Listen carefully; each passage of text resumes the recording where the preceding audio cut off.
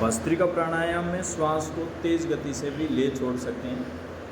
श्वास कंधे उठाते समय श्वास भरें और कंधे नीचे लाते समय श्वास छोड़ें, लेकिन ऐसे कंधे ही उचकाते रहें ये ठीक नहीं है। श्वास भरना होता है इसमें अच्छी तरह से, ठीक है। नाक की आवाज़ आनी चाहिए श्वास की आपके अच्छी से, जिससे पता चले कि आप अभ्यास कर रहे हैं।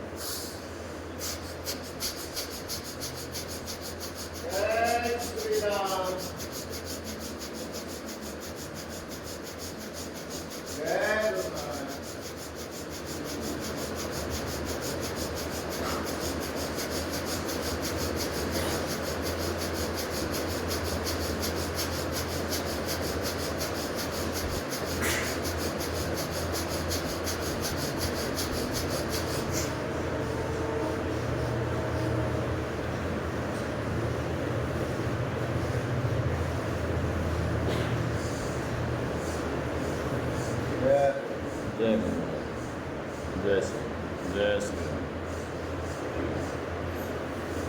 फिर लंबा गहरा श्वास भर करके फिर वापस रोकेंगे तो ये ज़्यादा अच्छा होगा। फिर आगे वाला जो भस्त्रिका करेंगे वो ज़्यादा बढ़िया हो जाएगा। लंबा गहरा श्वास भर कर रोकेंगे जितनी सामर्थ्य है उससे।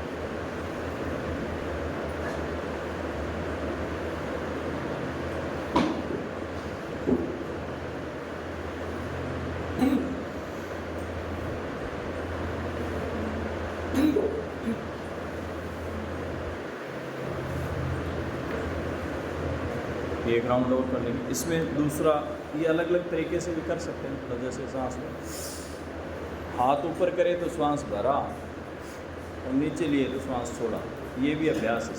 हालांकि इसमें साथ में कंधों का अभ्यास भी हो जाता है और साथ में श्वास का अभ्यास है। जैसे ऐसे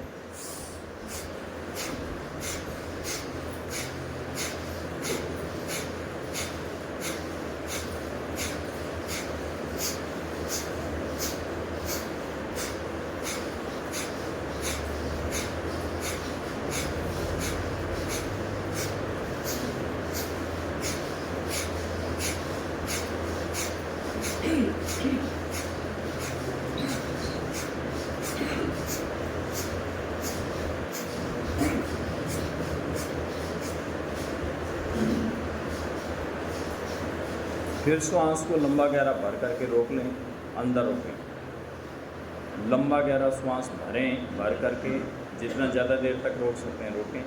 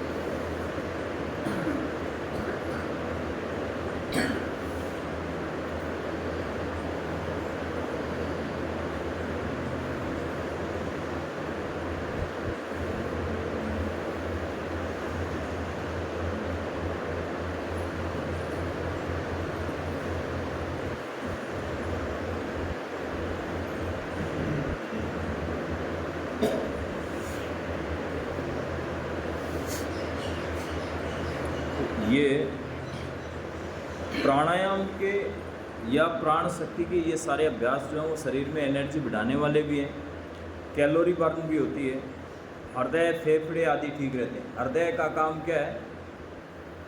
तो जिनका ब्लड प्रेशर लो रहता है उन लोगों का हृदय ठीक ढंग से स्पीड से काम नहीं कर रहा होता। हालांकि बहुत सारे कंपोनेंट और भी हैं, जैसे सोडियम आदि की कमी से भी ऐसा हो सकता है, लेकिन कई बार हम ये भ्रांति में पड़ जाते हैं कि मेरे को तो देखो खाने को ही नहीं मिलता, मैं तो ज़्यादातर ये इमोशनल अत्याचार जो होते हैं घरों में करते रहते हैं महिलाएं पुरुष।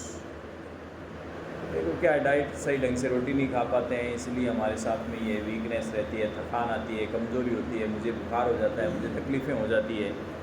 कुछ महिलाओं का और कुछ पुरुषों का कुछ स्थितियों विशेष को उलाहना देना बार बार उलाहना देते रहते हैं कि ये मेरे लिए जिम्मेदार है। जैसे कुछ लोग डिलीवरी के समय की बातें करती हैं, महिलाएं आते हैं तो यहाँ पर बताते रहते हैं कि जैसे हमने डिलीवरी के समय ध्यान नहीं दिया इसलिए मेरे साथ ये हुआ, मैं ससुराल में थी तो मेरे वहाँ पर जो है ध्यान रखा नहीं गया, घी नहीं खिलाया, ये नहीं खिलाया, वो नहीं खिलाया।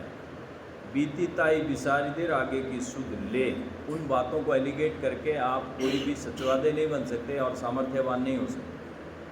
कुछ लोगों को लगता है मैं सुबह जाता हूँ शाम को जाता हूँ, लेट तक काम करते हैं इसलिए। कुछ लोगों को लगता है मैं सुबह से लेकर शाम तक घर का काम करता हूँ इसलिए, मेरे घर में ज़्यादा सदस्य है इसलिए, मेरे घर में कम सदस्य है इसलिए। ये सब चीज़ें हो सकती है, बट अगर आपकी प्राण शक्ति प्रबल है, आपके शरीर में प्राण शक्ति अच्छी खासी है, अगर आप प्राणायाम अच्छा करते हैं, ज़बरदस्त तरीके से 20-25 मिनट प्राणायाम करने वाले हैं, तो सुबह से लेकर शाम, चाहे सुबह से लेकर रात तक कोई फ़र्क नहीं पड़ता है। ज़्यादातर ऊर्जाओं में शरीर में इतनी पावर होती है कि वो अपने आप को रीजनरेट कर लेता है, रिक्रिएट कर लेता है, अपने आप अपनी शक्तियों को वापस भर लेता है, अपने अंगों को वापस वो चालू कर लेता है चलती हुई स्थिति में।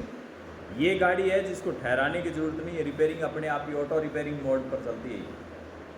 चाहे शरीर में कहीं भी तकलीफ भी हो तब भी शरीर अपने आप को रिपेयर करता है। लगातार कोशिकाएं हमारी शरीर में नई बनती रहती है और बिगड़ती रहती है। लेकिन यदि प्राण नहीं है, ऑक्सीजन नहीं है, शरीर में एनर्जी प्राणों से ही रहती है, प्राण शक्ति नहीं है, तो फिर आप चाहे भोजन भी कर लें तब भी आप छाड़ नहीं मारेंगे, आप फिर भी सुस्ती रहेंगे। अन्यथा भोजन करने के बाद में थोड़ी देर सुस्ती चलो ठीक है, समझ में आती है, कुछ लोगों को आ सकती है भोजन के बाद में, वो ग्लूकोज आदि के लेवल के कारण होता है। लेकिन अधिक समय तक आलसी पड़े रहते हैं, मन ही नहीं करता, ये तो दो ही चीज़ें हैं, एक तो प्राण शक्ति और एक मन शक्ति। प्राण शक्ति तो हम प्राणायाम से ठीक करते हैं, एक होती है मन की शक्ति। मन की शक्ति अगर मन ना करे तब भी मैं क्यों करूं, ऐसे ही करना ही पड़ेगा, यहाँ तो क्या है, कोई एहसान तो है नहीं, करो ना करो, सारे लोग नेगेटिव ही बात करेंगे। ज़्यादातर घरों में ये शब्द बड़े सुनने को मिलते हैं। क्या फ़र्क पड़ता है, हम कर लें तब भी ऐसे ही कहेंगे काम नहीं किया, ना करें तब भी ऐसे ही। यहाँ मन खराब है, मन खराब है तो अब वो काम करेगा तो काम में सामर्थ्य नहीं होगी, काम में सामर्थ्य नहीं होगी तो फिर वो दर्द तकलीफ पीड़ाएँ हो जाएगी। थोड़ी सी बाल्टी उठाई नहीं कि कमर में चढ़क, थोड़ा सा कोई काम किया नहीं, थोड़ा पोछा लगाया नहीं कि गर्दन में दर्द आ जाए, कमर में दर्द आ जाएगा, थोड़ा इधर उधर ही ले ली तकलीफ आ जाएगी। यदि आप प्राण शक्ति और मन शक्ति, मन को अगर आप मजबूत रखना चाहते हैं तो संतों को सुने, सिद्धों को सुने, शास्त्रों को पढ़ें। ये नहीं कि रामलाल श्यामलाल गीता सीता इधर उधर वाली उल्टी सीधी कोई बातें करने वाली महिलाओं से आप कोई शक्ति प्राप्त कर लेंगे, पुरुषों से शक्ति प्राप्त कर लेंगे, नहीं आएगी। दारू में नहीं है, बीड़ी में नहीं है, मांस में नहीं है, मदिरा में नहीं है, अंडा में नहीं, इनमें शक्तियाँ नहीं हैं। असल में शक्ति जो होती है वो आपके शरीर के अंदर प्राण शक्ति और दूसरी शक्ति है मनय शक्ति। शारीरिक बल जो है वो अन्न से ऑटोमेटिक पुष्ट हो जाता है, थोड़ा बहुत भी अन्न अगर खाते हैं तो उससे ठीक हो जाता है। बाकी चाहे आप जितने मल्टीविटामिन खा लें, चाहे जितने कैल्शियम खा लें, चाहे विटामिन B12 की टेबलेटें खा लें, चाहे जो मर्जी खा लें, अगर शरीर नहीं पचाएगा, शरीर अवशोषित नहीं करेगा तो जितनी मर्जी इंजेक्शन बाहर से लेकर के कोई सामर्थ्यवान होने की कोशिश कर ले, शक्ति नहीं होगी। अगर ऐसा होता, ये सारी चीज़ें होती तो मेडिकल भरे पड़े हैं, मेडिकल दुकानों में भरे पड़े हैं सामान, प्रोटीन के डब्बे भरे पड़े, मल्टीविटामिन, ताकत की गोलियाँ, ताकत के इंजेक्शन, और कुछ भी नहीं। सामर्थ्यवान है, हर एक के पास पैसे हैं, वो तो फिर सारे के सारे पहलवान उन्हीं के होते हैं। सारे के सारे मजबूत लोग वही होते हैं। तो इसलिए शक्ति जो होती है वो प्राण शक्ति होती है। अभी भी जो निर्बल यहाँ अभ्यास कम कर पाते हैं और कर पाते हैं, तो उनकी प्रैक्टिस कम होने के कारण से, जैसे जैसे प्रैक्टिस बन पाएगी योग के, अभ्यास की, प्राणायाम की आदि की, तो ऑटोमेटिकली आपकी सामर्थ्य विकसित हो जाएगी।